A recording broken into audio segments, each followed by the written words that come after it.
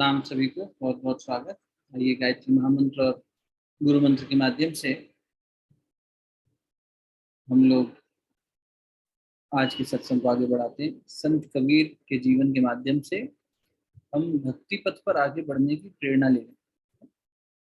और यही करिएगा गायत्री महामंत्र और गुरु मंत्र को धारण करते समय कि हमारे अंदर का भक्ति भाव प्रगाढ़ बने और भक्ति में जो शक्ति चाहिए, भक्ति के लिए जो महान शक्ति चाहिए, उसका वर्ण हम कर सकें गायत्री मंत्र के माध्यम से, गुरु शक्ति के माध्यम से। शरीर को स्थिर कर लीजिए, दोनों हाथ गोद में, नेत्र कोमलता से बंद। ओम भूर्भुवः स्वः तत्सवितुर्वरेण्यं भर्गो देवस्य धीमहि धियो यो नः प्रचोदयात्। ओम गुरुर्ब्रह्मा गुरुर्विष्णु गुरुरेव महेश्वरः गुरु साक्षात् परब्रह्म तस्मै श्री गुरुवे नमः। अखंड मंडलाकारं व्याप्तं येन चराचरं तत्पदं दर्शितं येन तस्मै श्री गुरुवे नमः। मातृवत् लालयित्री च पितृवत् मार्गदर्शिता नमोस्तु गुरुसत्तायै श्रद्धा प्रज्ञायुता च या श्रद्धा प्रज्ञायुता च या। दोनों शरीरों को आपस में लिए देवता के मुखमंडल पर हृदय स्थान पर स्पर्श करें। सभी को बहुत बहुत प्रणाम। परम पूज्य गुरुदेव वंदे माता जी के सूक्ष्म संरक्षण में हम लोग ये सौभाग्य प्राप्त हो रहा है कि संत कबीर के जीवन उत्सव को एक बार फिर से मना रहे।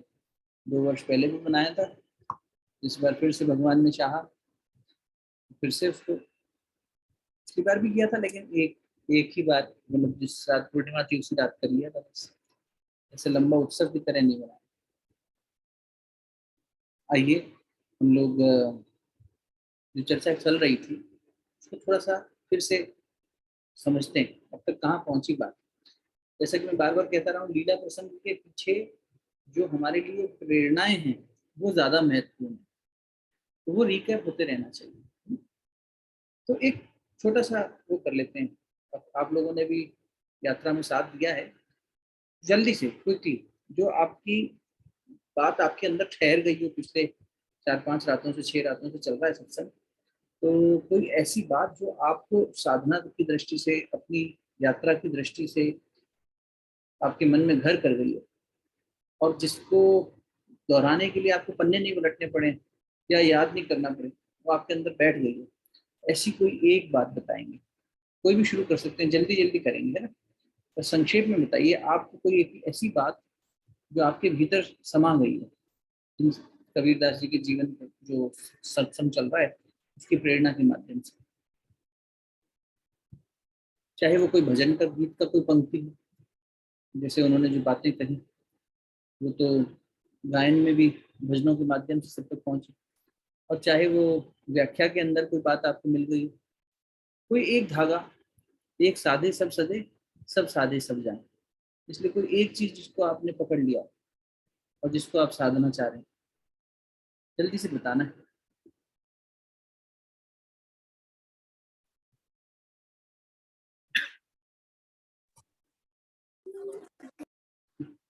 बोलो बोलो भैया। कंप्लीट सरेंडर, क्या चीज? पूरी तरह सरेंडर कर दिया था इसने कबीर ने खुद को। ठीक है। और दूसरा वाला कि जैसे वो अपनी अपनी तारीफ उनको सुनना पसंद नहीं था, हाँ, अपनी। हाँ, वो बहुत प्रशंसा जो है, अच्छा। प्रशंसा, हाँ, तो इसको यूं देखो, ये नहीं कहो कि कबीर को अपनी प्रशंसा सुनना पसंद नहीं था, तो किसी भी भक्त को नहीं होता।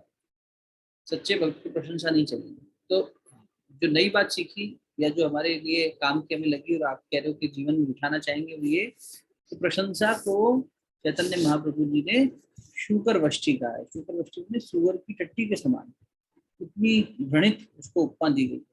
और हम अपनी प्रतिष्ठा, अपनी प्रशंसा के लिए देखो संसार भर में भीख मांगते फिरते हैं कि लोग हमारी वाह करें, प्रशंसा हो, हमारे इतने फॉलोअर्स हो, इतने लाइक्स हो, इतना सब कुछ हो, है ना। और जबकि भक्ति क्या कह रही है, संत कबीर जब जंगल में जाकर बैठते थे भजन गाने, तो ऐसी जगह ढूंढते थे जहाँ कोई ढूंढ ना सके उन्हें। जहाँ अगर कोई आ जाए गांव से ढूंढता ढूंढता, घर से बेटा आ जाए, कोई और आ जाए, तो मिले ही ना। अरे ये संसार वापस मुझे खींच लेगा, नहीं जाना मुझे, मैं यहाँ बैठकर भगवान का भजन गाऊंगा। वहीं वो गाते रहते थे, भगवान भरोसे। कौन भोजन देगा, रात को क्या होगा, कहाँ बिताएंगे रात, मौसम बदल गया तो क्या करना है, कुछ नहीं। तो एकदम समर्पित भाव से, प्रसिद्धि से परे, संसार से परे भक्ति रहता है। वो संसार में रहता दिखाई देगा, लेकिन फिर भी संसार से पूर्णतः वैरागी होगा। आज भी बात करेंगे परीक्षित जी के रेफरेंस से। वहाँ परीक्षित जी के जो बात उन्होंने नैमिषारण्य में अपने गुरुजनों से कही, जो ऋषिगण उपस्थित हुए, शौनक जी और बाकी उनके शिष्य, बाकी सब लोग, और सुखदेव जी के आने से पहले चर्चा चल रही है। तो परीक्षित जी ने कहा, अरे मृत्यु जब आएगी तब आएगी, तक्षक ने काट लिया है और श्राप लग गया है, ठीक है, पर भगवान की भक्ति करेंगे, भगवत भक्ति में समय बिताएंगे। ये भय से उपराम हो गए परीक्षित, मृत्यु का भी भय चला गया, और उनकी तो रक्षा गर्भ में ही भगवान कृष्ण ने करी थी। तो मृत्यु से भी परे चले जाना। वेद व्यास जी ने कहा, महर्षि पतंजलि के रेफरेंस से व्यास जी कहते हैं 5 प्रकार के क्लेश जीवन में है, कई बार आपको बताए जा चुके हैं पुराने सत्संग में। अविद्या, अस्मिता, राग, द्वेषा, अभिनिवेशा, पंच क्लेशा। अभिनिवेश कहते हैं मृत्यु के भय, मृत्यु के भय से भी परे चले जाना। और ये एक ऐसा भय है जिससे परे जाना बहुत मुश्किल होता है। बाकी भय जो बाकी जो क्लेश है वो फिर भी मुक्त हो जाता है व्यक्ति।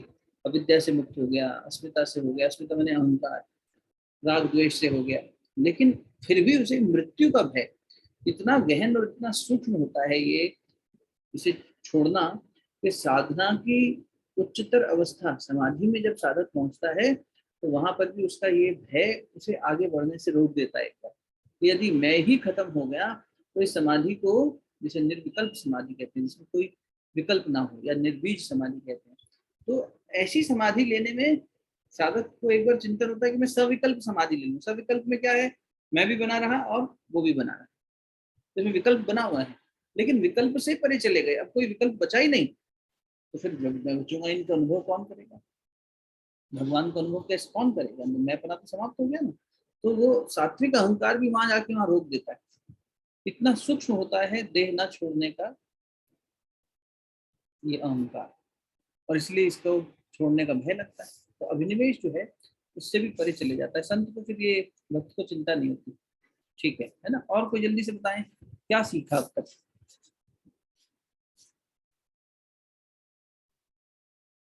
कोई एक बात जो साथ ठहर गई हो।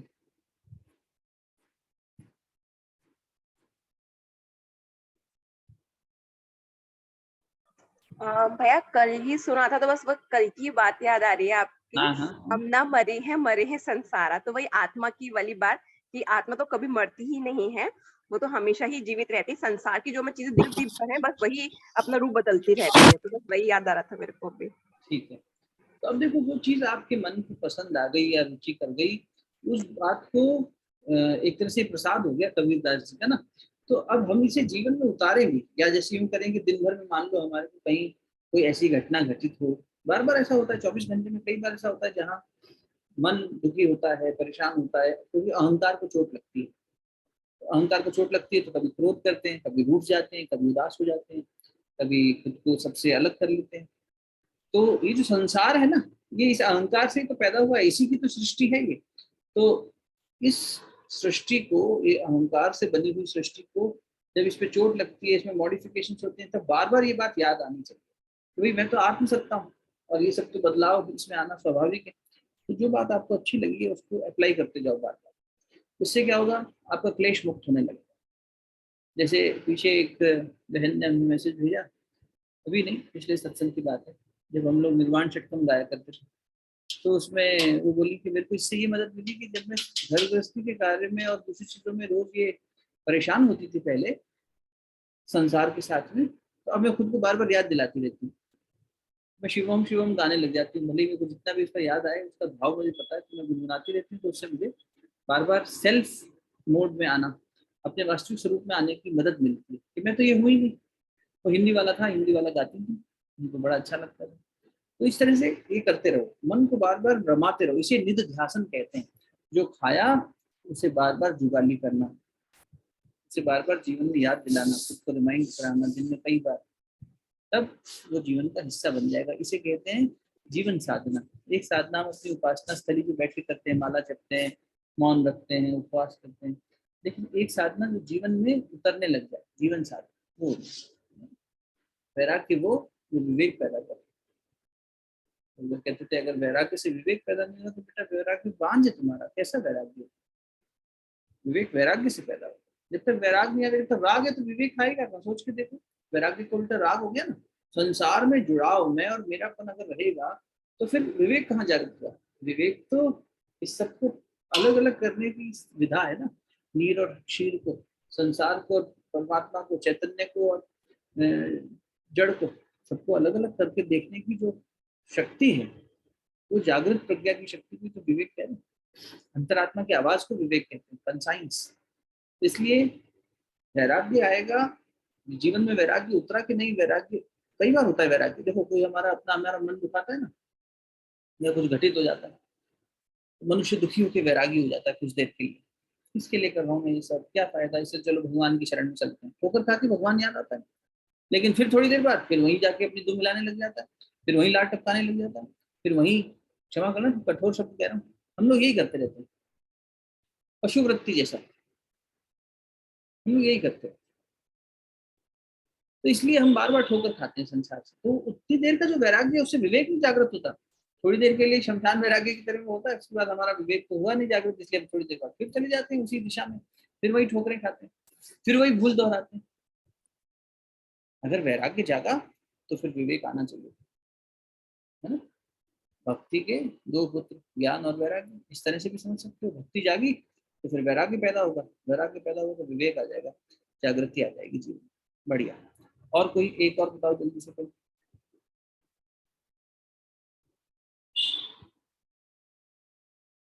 क्या ठहरा आपके अंदर?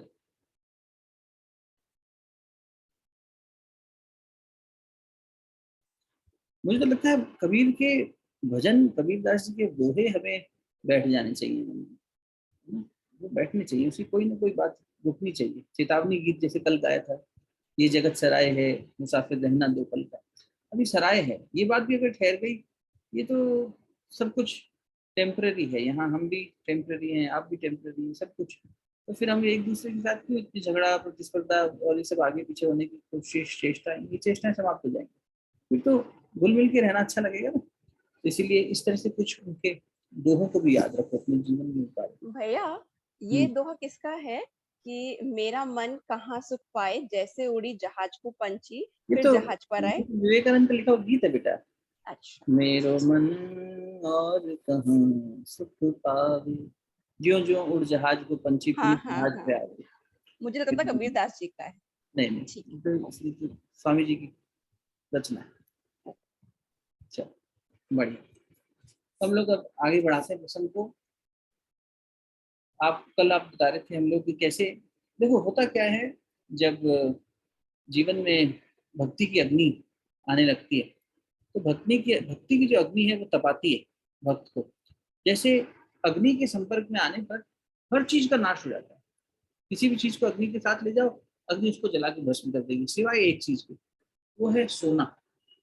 सोने को अग्नि के पास ले जाओ, वो और ज्यादा चमक उठता है, और ज्यादा उसके अंदर निखार आने लग जाता है। तो भक्त की भक्ति क्या है, वो उसको और निखारती है।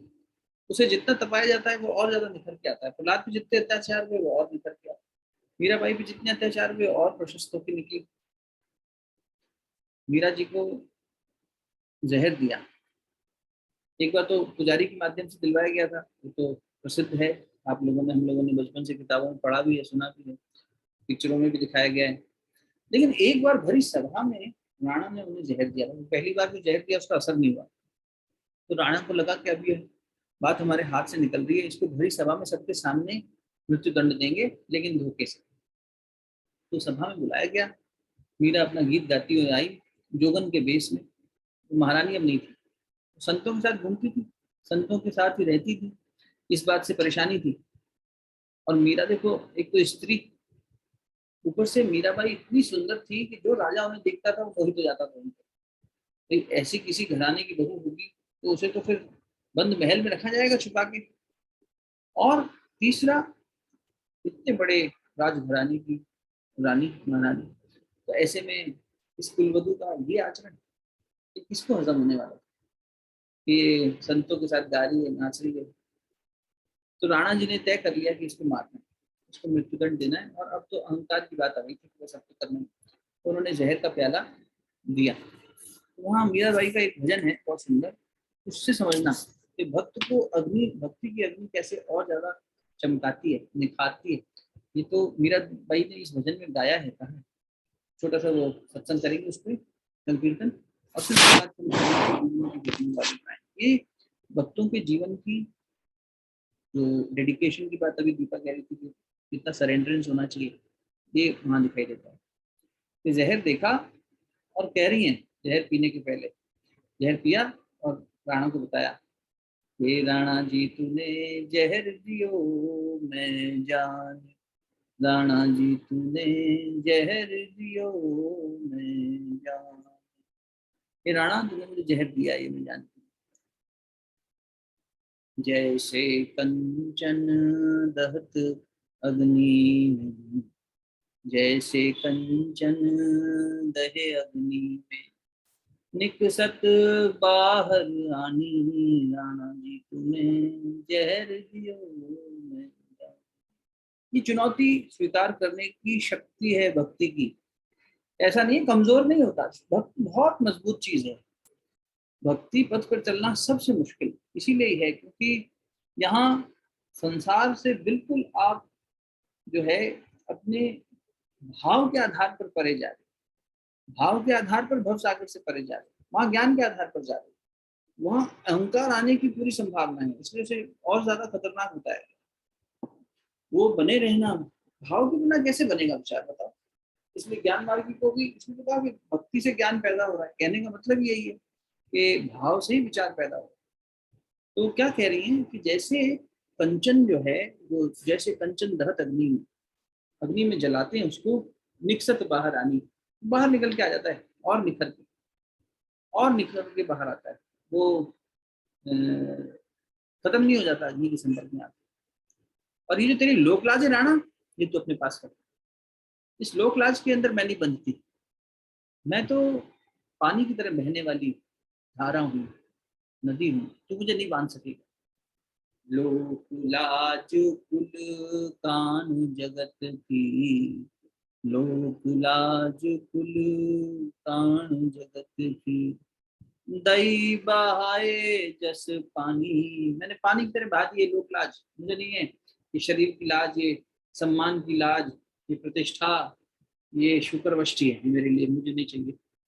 मेरे को तो बस गिरधर गोपाल, दूसरों ने को। राणा जी तुम्हें जहर दियो मैं जान, अपने घर का पर्दा कर ले, तुझे शर्म आती है ना, पर्दा कर ले, घूंघट में बैठ जा, बंद कर ले अपने खिड़कियों को, दरवाजों को, तुझे अगर शर्म आती है भगवान की भक्ति से तो।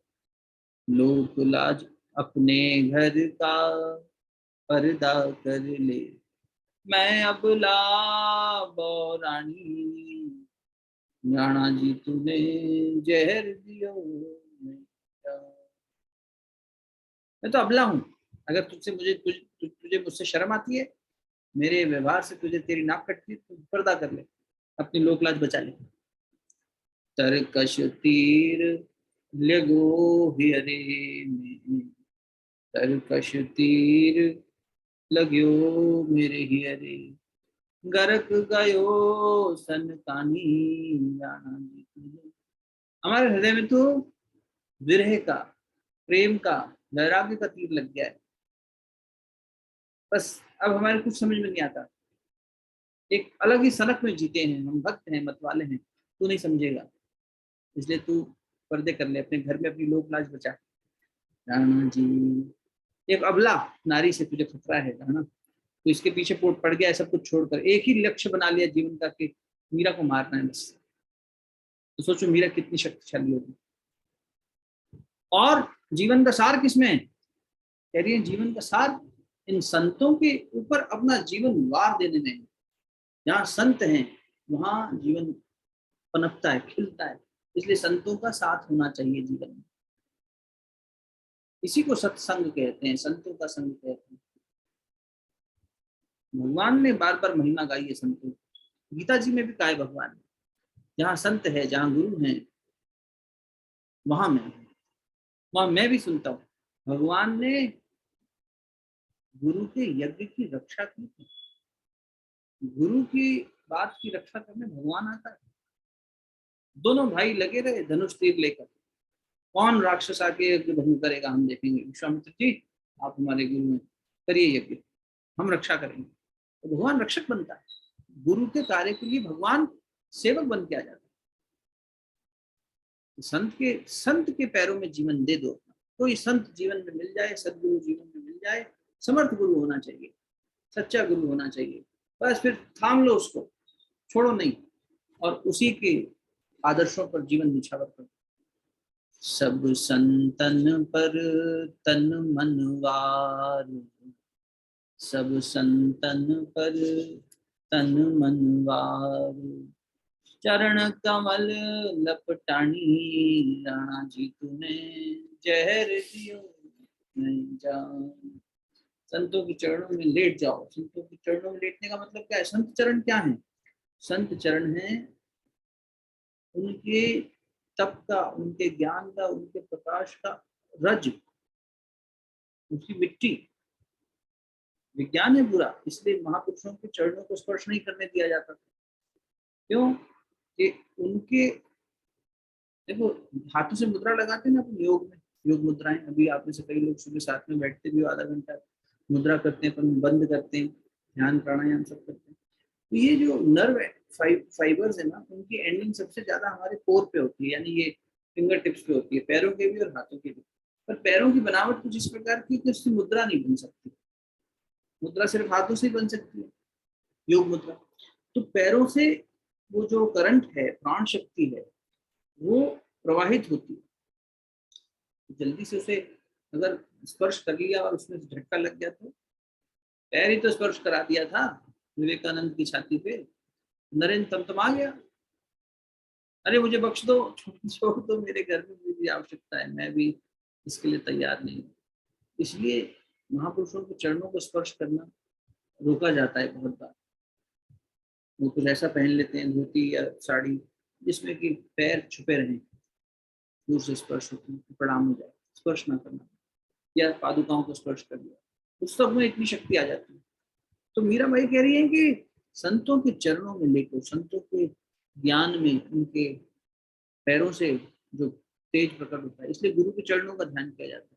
सबसे ज्यादा तेज गुरु के चरणों में। और फिर ये सीख भी है कि गुरु के चरण जहाँ जहाँ चल रहे हैं, जहाँ जहाँ चरण जा रहे हैं, वहाँ हम भी चले, उनके बताए रास्ते पर हम भी चले, वो भी आप एक तरह से करा। तो सब संतन पर तन मनवार, चरण कमल लपटानी, राम जहर दियो मैं जान। मीरा को प्रभु राखिले, भगवान ने मुझे रख लिया है राणा, अब तो मैं, मेरे ऊपर, मेरे जीवन पर मेरा अधिकार ही नहीं रहा। तुझे कैसे, तुझे कहाँ से ये हक मिल गया कि तू मेरे जीवन का हरण कर लेगा और मुझे मृत्यु का ग्रास बना देगा? तेरे जीवन तो मेरा ही नहीं है, इस पर मेरा ही अधिकार नहीं बचा, तू क्या करेगा? मीरा को प्रभु राख ले, दासी अपनी जानी, राणा जी तूने जहर दिया। भगवान ने मुझे अपनी दासी बना लिया, मैं परमात्मा की दासी हो गई। दास कबीर, दास तुलसी, दास सूर, और ऐसे ही दास से भाव में जीने वाली। दास से भाव भगवान को सबसे प्रिय, सबसे ज्यादा प्रिय। मतलब भगवान क्या हम पर हुकूमत करना चाहते हैं कि हम उनके दासी बन के रहें, उनके दास बन के रहें? होना यही चाहिए, हमारे संस्कार हम पर हुकूमत करें, ये संसार हम पर हुकूमत करे। इससे अच्छा परमात्मा, उसी ने दिया है जीवन, उसी की दी हुई सब कुछ है, तो उसकी तो वैसे ही अधिकार बन गया ना। देखा जाए तो उन्होंने ही सब दिया है, पहला अधिकार उन्हीं का है। हम उन्हीं को अपने अधिकार से वंचित कर देते हैं और बाकी सबका अधिकार पूरा करने में लगे रहते हैं। तो मेरे जीवन पे मेरे बेटे का अधिकार है, मेरे पति का अधिकार है, मेरे माँ बाप का अधिकार है, मेरी पत्नी का अधिकार है, मेरे मित्रों का अधिकार है, इनका उपकार है मेरे ऊपर, इसलिए मेरा इनके ऊपर उपकार, इनका अधिकार है मेरे जीवन पर, मुझे इनके लिए जीना है। अरे करो, लेकिन भगवान ने सबसे पहले दिया है, तो उसकी इच्छा से चल रहा है, तो उसके ऊपर तो हम जीवन पर तो सबसे पहला अधिकार भगवान का है ना। तो मैं तो उनकी दासी हूँ ना, तो मुझे नहीं कुछ कर पाएगा, क्योंकि जीवन उनका है, मैं उनकी दासी हूँ। तो भक्तों ने अपने जीवन से ये बात बार बार स्थापित करके दी, एक भय मुक्त होना, भय मुक्त होना। भागवत जी में परीक्षित जी बाकी ऋषियों से कह रहे हैं, नैमिषारण्य में, कि मृत्यु जब आएगी तब आएगी, तब देखेंगे,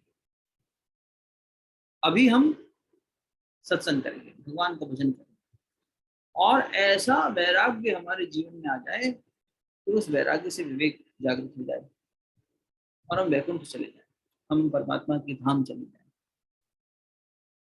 ऐसी कोई बात कही हो, यही तो उन्होंने प्रस्ताव रखा था। सबको बुला के, शौनक इत्यादि सब ऋषियों को और उनके शिष्यों को बुला के सारी मंडली इकट्ठी हो गई, कहते 10,000 ऋषि इकट्ठे हो गए, और परीक्षित जी ने सबके सामने एक ही बात कही, मेरे पास गिनती के कुछ दिन बचे हैं, इन दिनों में मुझे ऐसा कोई ज्ञान दीजिए कि मेरे अंदर श्रेष्ठतम वैराग्य और विवेक पैदा हो जाए। सबने कहा इतने कम समय में, अल्प अवधि में हमारे बस की नहीं है आपको ये सब स्थिति में लाना, क्योंकि जीव के इतने समय के संस्कार हैं, क्या कौन सी विद्या आपको बताएं पुनर्जन्म शक्ति जागृत करने के लिए, या योग विद्या बताएं, या सांख्य बताएं, क्या बताएं आपको इतने कम समय में, अल्प समय में? आपने कभी इन चीजों का ज्ञान ही नहीं किया, इसकी वोकैबुलरी भी आपको नहीं पता। भाई किसी को बताना भी हो तो उसको नॉमेनक्लेचर पढ़ना पड़ेगा, वोकैबुलरी समझनी पड़ेगी। आप क्षत्रिय जीवन भर युद्ध करते रहे, राजपाट करते रहे, ये विधा, ये संस्कृत, ये मंत्रों का मतलब, ये सब सीखने में भी पढ़ाई लगती है, इतने कम समय में होगा नहीं। तब कहते हैं कि सुखदेव जी आए और सुखदेव जी ने भागवत सुनाई, और भागवत जी को सुनने से वो जो वैराग्य और भक्ति जागी और विवेक जागा परीक्षित जी को, तो उन्होंने कहा कि यथान जयासु वैकुंठ दर्शन, मेरे को वैकुंठ जाने का मतलब परमात्मा के धाम जाने का कुछ सूत्र बताइए। तो वो सूत्र भागवत था। भागवत में उन्होंने भगवान की लीलाओं को सुना, भगवान के जीवन चरित्र को सुना, और सुनते सुनते जागृति आ गई। भगवान की कथा सुनने में, भगवान की बात सुनने भर में इतनी शक्ति है, उसका श्रवण करने में इतनी शक्ति है, उसका अगर मनन चिंतन कर लिया तब तो कहना ही क्या। भगवान के इसलिए लीला स्वरूपों को, उनके जीवन को समझना चाहिए, और भगवान के साथ साथ भगवान के भक्तों को भी, मैं तो कहूँगा भगवान के भक्तों को ज्यादा नजदीक से पकड़ना चाहिए, क्योंकि जब इनको पढ़ते हैं तो इनमें भगवान का छुपा हुआ जो एग्जिस्टेंस है वो समझ में आता है। जब कबीर पढ़ रहे हैं तो कबीर की मदद करने भगवान बार बार आ रहे हैं। भक्त तो भगवान के बिना अधूरा है, and other way also, vice versa also, भगवान भक्त के बिना अधूरा। दोनों एक दूसरे के पूरक हैं। भक्त भगवान का सम्मान बनाए रखता है, भगवान भक्त का सम्मान बनाए रखते हैं, और दोनों की लीला चलती रहती है। उसमें रस लेना चाहिए, उसमें आनंद लेना चाहिए, उसमें चेतना को बार बार डूबना चाहिए, और बच्चों को भी मदद करनी चाहिए, सबको करनी चाहिए। अभी आज ये घटना घटित हुई, 2 दिन पहले हम आपसे एक भगवान कृष्ण की बात सुना रहे थे कि कैसे यशोदा मैया उनको बांधने चली रस्सी से। तो वही कहानी गोपा जी को हमने सुनाई होगी कल, कैसे ऐसे यशोदा मैया बांध रही थी और रस्सी छोटी पड़ गई, खेल खेल में उसको सुनाई। आज घर की सफाई के समय जो हमारी दीदी आती है हेल्प करने, उषा दीदी, उनको एक नाड़ा मिला, तो ये गोपा उठा के कह रही है मैं काना हूँ, मम्मा मुझे बांध दो। देखो ये जाता है, बच्चे के मन में कोमल है, बचपन से हम थोड़ा सुनाएंगे बताएंगे तो उसके मन में बनेगा। पीछे हमने उसको एक बार विदुर जी की और शबरी माता की कहानी सुनाई, तो विदुरानी ने कैसे भोग लगाया केले का, छिलके का। मैडम छिलके खाने बैठ गई, तो भगवान ने छिलके खाए तो हम भी छिलके खाएंगे। आज हम लोग शाम को ये लोग जाके, मैं तो नहीं जा पाया, पर मार्क्स निकेतन है यहाँ, वहाँ भगवान के कई सारे विग्रह बने हुए हैं अलग। तो वहाँ पे शबरी माता का बेर का भोग लगाते हुए और विद्रानी का केले का भोग लगाते हुए ऐसे बने हुए अच्छी अच्छी पेंटिंग सब मूर्तियां बनी हुई, देख के उसको याद आ गई कि ये तो वही है जो आपने बताया था।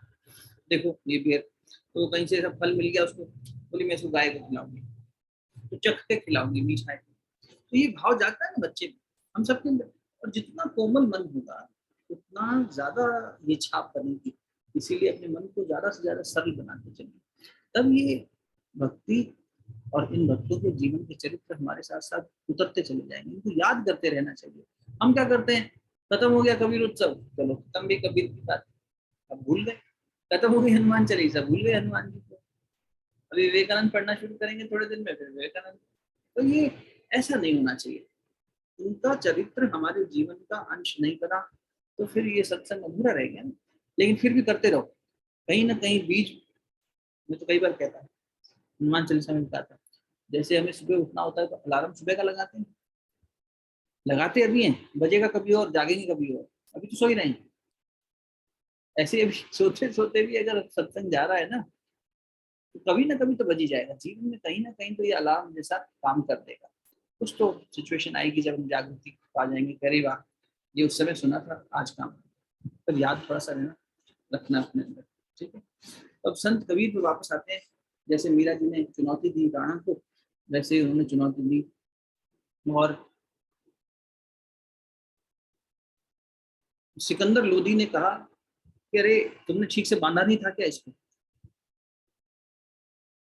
भक्ति में, तंत्र में ऐसे ऐसे मंत्र हैं जिससे पानी बांध दिया जाता है, तांत्रिक साधनाओं में होता है। पंच महाभूतों में, किसी भी पंच महाभूतों में किसी भी आप तत्व को बांध सकते। पृथ्वी को बांध दिया, जैसे अंगद ने बांध दिया था, पैर जमा दिया। अब इतना गुरुत्वाकर्षण उसने अपने पैरों के साथ में जोड़ दिया कि कोई उठा ही नहीं पाया। बड़े से बड़ा योद्धा, योग विद्या थी, और इतना उसको अपने ऊपर कॉन्फिडेंस था कि अंगद ने कह दिया था कि अगर कोई उठा दे तो सीता मैया को यही रख लेंगे। इतना बड़ा गैम्बल कर गया, लेकिन वो गैम्बल अपनी शक्ति पे था, आत्मविश्वास था, और भगवान की शक्ति पे था, इसलिए प्रभु की शक्ति ध्यान किया और कर दिया। उन्होंने पृथ्वी तत्व बांध दिया था। ऐसे ही लोधी ने कहा हमने सुना है कि ये भारत के योग में ऐसी ऐसी शक्तियां हैं, तो इसने पानी बांध तो नहीं दिया था। बोले हाँ हो सकता है। बोले चलो फिर अग्नि को बिठा दो। चिता बनाई गई और चिता को अग्नि भी दे दी गई, मतलब लकड़ियों के ऊपर शैया बनाई गई और कबीर को बांध के उस पर लिटा दिया गया। लोग देख नहीं पाए, माँ तो बिल्कुल वहीं बेहोश हो गई। अरे ये क्या, जिंदा चला रहे मेरे बेटे को।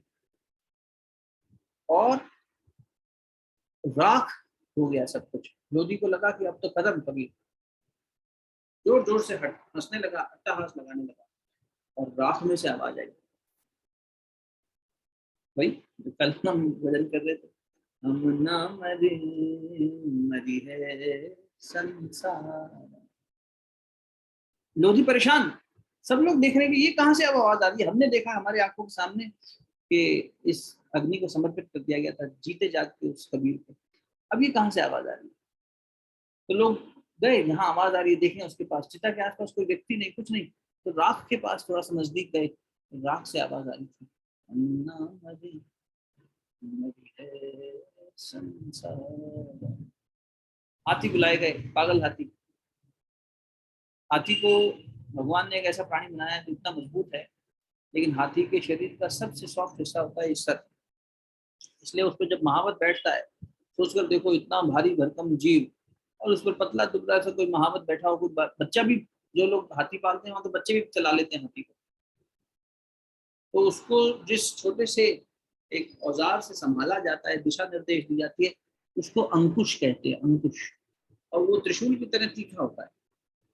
अंकुश को बार बार जब यहाँ चोट करते हैं हाथी पे, तो हाथी उससे संभलता है। लेकिन जब हाथी को परेशान करना हो तो ज्यादा जोर से चोट करो तो हाथी दौड़ा जाता है, परेशान हो जाता है। और जब पुराने समय में हाथियों से युद्ध होता था, दो हाथियों को आपस में लड़वाया।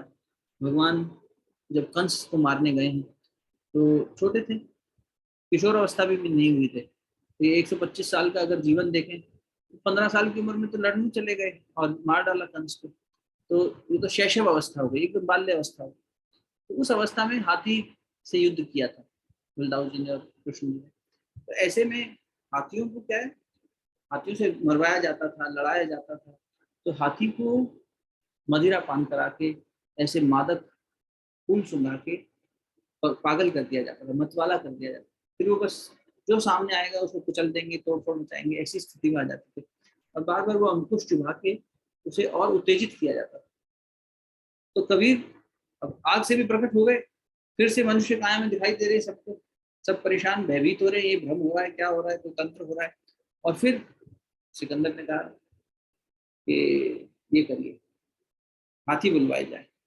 तो महावत अपने ऐसे हाथी को, जो प्रसिद्ध है कि इस हाथी ने तो न जाने कितने लोगों का खून किया है, कितनों को मारा है, इस हाथी से तो कोई बच ही नहीं पाया आज तक। ऐसे शक्तिशाली हाथी जब महावत उनकी ओर आगे बढ़ाता था तो 2 कदम आगे बढ़ते, 10 कदम पीछे चले जाते। हाथी आगे बढ़ने को तैयार नहीं, थोड़ा आगे बढ़ने की कोशिश करे महावत के जोर में, उसके अनुशासन में, लेकिन फिर वापस पीछे जाना पड़ा। ऐसी स्थिति। सिकंदर लोधी को लगा कि ये कबीर से मिला हुआ है, महावत को, अपने महावत को बिठाया हाथी पर। हाथी संभालना मुश्किल हो रहा है, लेकिन वो कबीर की तरफ नहीं जा रहा। वहां जाकर जैसे एकदम से शांत हो जा रहा। प्रहलाद के पास ऐसे ऐसे हाथियों को भेजा हिरण्यकश्यप ने, और हाथी भी दूसरे लोगों से बुलाए गए। कहते हैं देखो, राक्षसों के पास भी पूरी माया को तो अपने अंदर में कर ही लिया था ना। कहते हैं रावण ने खूब सारे हनुमान बना दिए थे कंफ्यूजन पैदा करने के लिए। जब अहिरावण की वध की बात आई या अहिरावण से युद्ध हुआ, उससे पहले की घटना है। भगवान राम ने रावण को छोड़ दिया, क्या उसकी निहत्ता है, आज तेरे को हम नहीं हमला करेंगे, जा कल युद्ध करेंगे, सांझ हो गई। ये युद्ध के नियम के विरुद्ध होगा कि हम निहत्ते पे बात करें। तो जब अपमानित होकर रावण को जाना पड़ा, तो रावण ने खूब सारे अपने योग माया से सोचे क्या करें, भ्रम पैदा करने के लिए इतने सारे हनुमान बना दिए। इन राक्षसों के पास अनन्य शक्ति थी, ये माया को भी अपने वश में किए हुए थे। कौन सी माया को, कौन सी माया को? अविद्या माया। बहुत सुंदर, अविद्या माया को। ये सगुण माया भी कहते हैं इसको। और जो निर्गुण माया है, योग माया जिसे हम कहते हैं, जो विद्या माया है, देखो विद्या माया भगवान के पास लेके जाती है, अविद्या माया भगवान से दूर लेके जाती है। इसी अविद्या माया को सगुण कह देते हैं। ये इसमें गुण ही ये गुण ही गुण में बरत रहे हैं।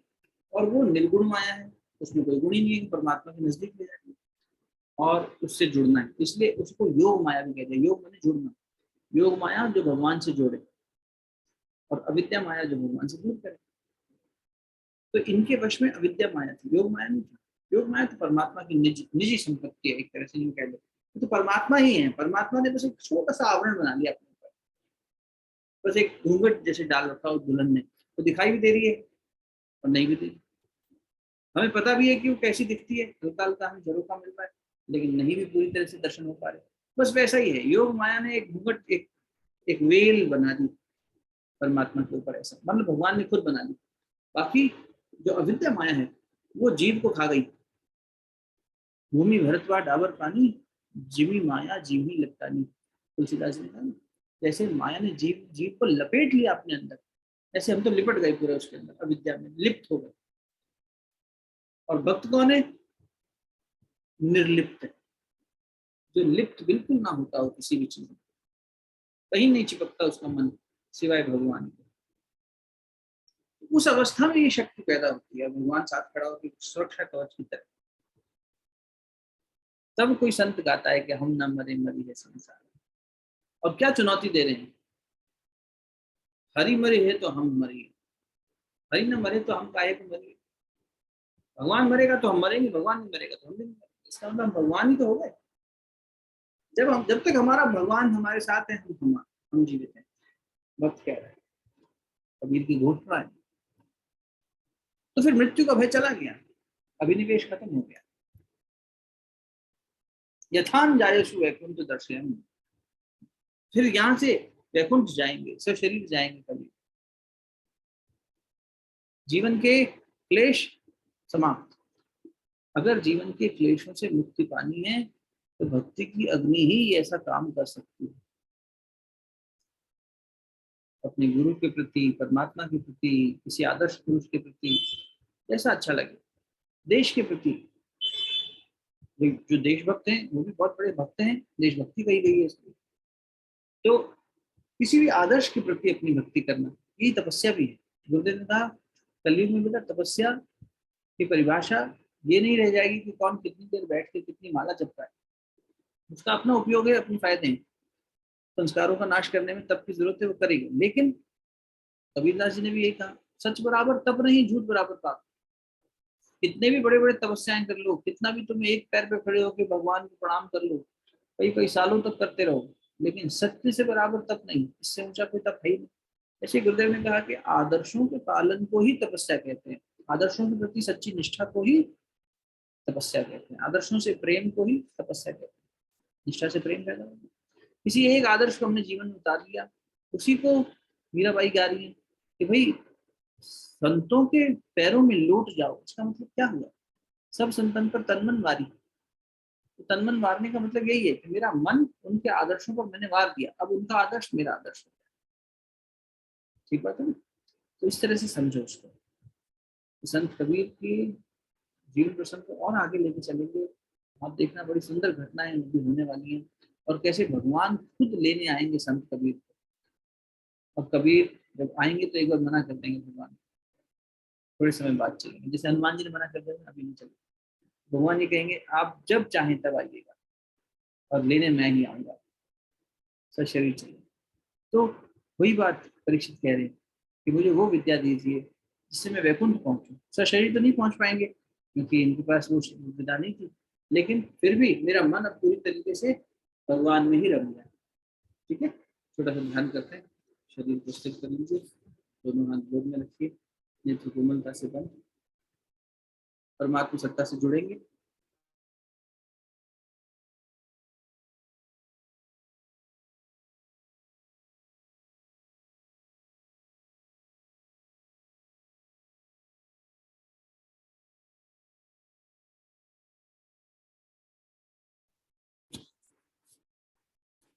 एकाग्र चित्त,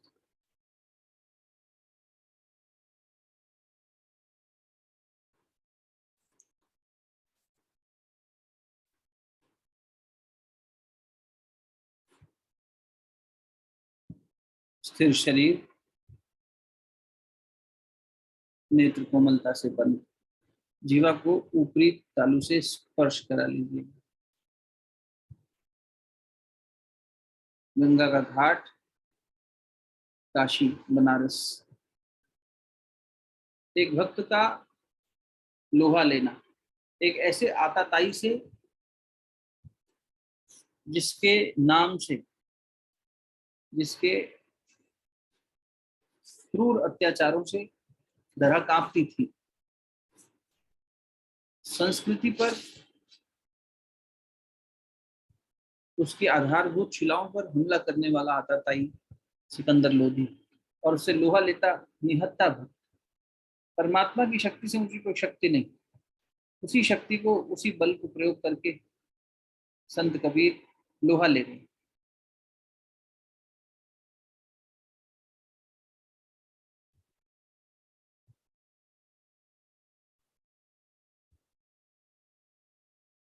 लोधी तू मेरा कुछ नहीं कर पाएगा,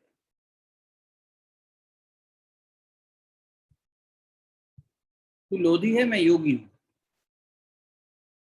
और एक जन्म का नहीं, हर जन्म, युगों युगों से मैं ही हूं जो बार बार आ रहा हूं।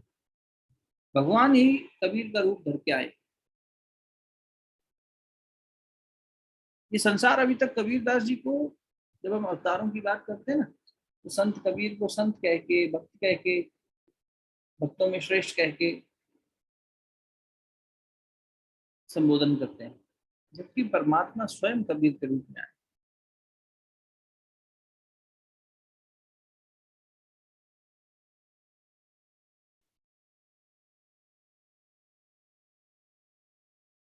लोधी मेरे अवधूत पने को तू कैसे बांधेगा? नहीं बांध पाएगा। रात में से आवाज आ रही, गंगा की गहराई में से आवाज आ रही,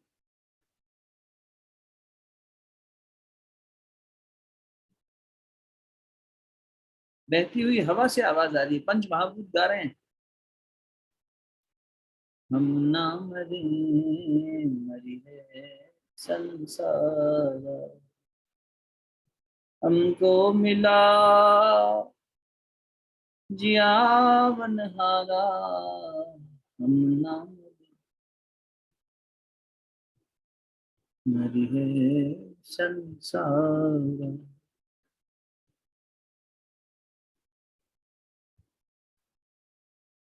हम ना मरे मरने मन माना, मृत्यु भी हमारे सामने हारती है, लोग मुझे नहीं स्पर्श कर पाएगी, तो अपना हठ त्याग दे, लौट जा वापस।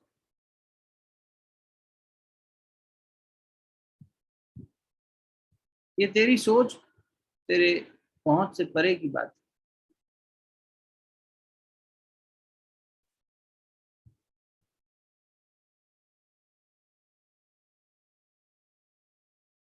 सब जगह मैं ही मैं हूं। तुझे लगता है तू राजा है, बादशाह है, तेरी सल्तनत है दूर दूर तक, पर तेरी एक सीमा है, मैं असीम हूं। सब ठौर जमात हमारी, जमात हमारी, सब ठौर पर मिला मिला मिला, हम सब माए सब हैं, हम माए हम माए, हम हैं बहू भी अकेला बधूता, युगन युगन हम जो योगी योगी, युगन युगन हम।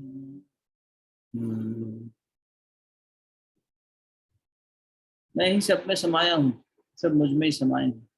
ये विराट स्वरूप है कबीर का। कभी अर्जुन ने देखा था भगवान कृष्ण का, कभी हस्तिनापुर में जाके शांति दूत बने भगवान कृष्ण को, जब दुर्योधन ने बांधने की कोशिश करी तो उन्होंने वहां पर अपना स्वरूप खोला था। वैसे ही कबीर अपना स्वरूप खोल रहे। हम ही सिद्ध समाधि, हम ही समाधि, हम मौनी हम बोले बोले, हाँ बोले, रूप स्वरूप रूप दिखा के हम ही में तो खेले अवधूता, युगन युगन योगी योगी योगी, युगन युगन। तेरे लिए ये अहम का सवाल है। संसार को पाना चाहता है, बादशाह बनना चाहता है, पर तू मर जाएगा एक दिन, समाप्त हो जाएगी ये सब। तेरे से पहले कितने ही बड़े बड़े राजा सम्राट हुए, चक्रवर्ती सम्राट हुए, सब समाप्त हो गए। तेरी क्या बिसात। और मैं अपनी इच्छा से खेलता हूँ, मैं ही मरता हूँ इस संसार को, मैं ही बनाता हूँ, मैं ही बिखेरता हूँ। ये सब मेरे ही माया का लीला का हिस्सा है। तू भी उसी का अधीन है, इससे परे नहीं है। कहे कबीरा सुनो भाई साधो, सुनो भाई साधो, नाही न कोई इच्छा इच्छा, हाँ इच्छा। तेरी तमाम इच्छाएं हैं, महत्वाकांक्षाएं हैं, और मैं बिल्कुल दूर, निर्लिप्त, अच्युत। मेरी कोई इच्छा नहीं। अपनी मढ़ी में आप मैं डोलूं डोलूं, खेलूं सहज स्वेच्छा, अवधूता युगन युगन हूँ, जोगी जोगी युगन युगन हूँ। आवे ना जा मिटे ना कबाहू कबाहू, कभी नहीं मिटा सकता तू मुझे, मैं कभी मिटूंगा ही नहीं, मैं अमिट हूँ। जब तक ये सृष्टि संसार है तब तक कबीर हैं, तब तक ये समस्त भक्त हैं, इनके जीवन के तप हैं। ये परमात्मा का ही स्वरूप अलग अलग रूपों में बट कर आता है। हम इन्हें भक्त मानते हैं, वो भक्ति की तरह ही जीते हैं ताकि हमारे अंदर की भक्ति जागृत हो सके। वास्तव में स्वयं भगवान होते हैं जो गुरु रूप लेके भक्त शिरोमणियों का रूप लेकर हमारे बीच उपस्थित होते हैं और अपनी इच्छा से मरते हैं ये सारी लीला, और हमें बताते हैं कि देखो क्या शक्ति होती है। आवे ना जा मिटे ना कबाहू कबाहू, शब्द अनाहत भोगी, अवधूता युगन युगन हूँ, अवधूता युगन हूँ,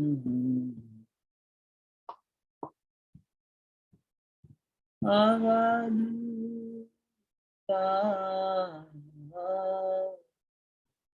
युगन युगन।